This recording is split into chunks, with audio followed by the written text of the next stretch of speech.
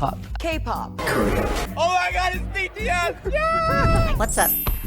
Nowadays, K-pop is as ubiquitous to music as Michael Jordan is to Nike, but it didn't used to always be like this. Entering into its 5th generation, K-pop has evolved and developed its own lane in the mainstream, cultivating a global audience. Let's take a stroll through the years to see how it's changed in style, fashion, and concept to become the mega multi-corporation that it is today. We start in 1992 with Seo Taiji and Boys, who deserve an honorable mention for providing the first resemblance of what K-pop looks like today. Then in 96, the first generation appears with the birth of K-pop idol groups like HOT and SES. Their songs are slower and softer. Most outfits in the group were monotone, and there was minimal makeup. The second generation, known as the golden wave of K-pop, rode the tide of its predecessors and gave rise to Hallyu, or the Korean wave. This is where you see expansion to Asia and the Americas. You've got groups like Big Bang, Girls' Generation, SHINee, and 2NE1. The music of this generation, in my opinion, feels very in your face, and the fashion is much more experimental. There's pops of color,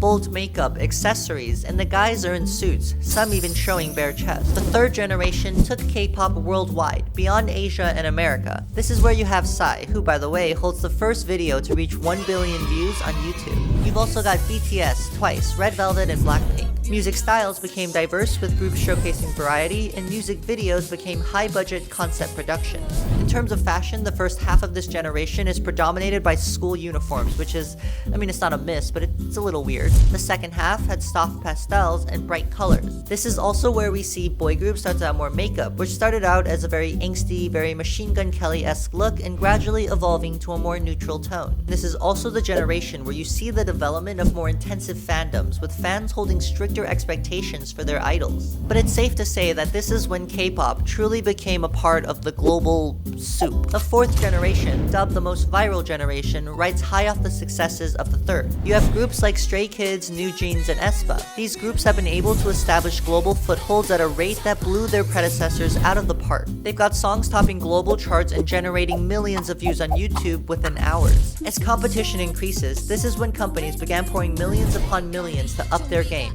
focusing on elevating choreography, production, and fashion. It's worldwide now. K-pop is truly the new pitbull of music. But there's so much more to dive into. How intense the fans are, how much beauty standards have changed throughout the generations, and how these companies have almost gained a monopolistic control over the industry. Let me know if you want to know more.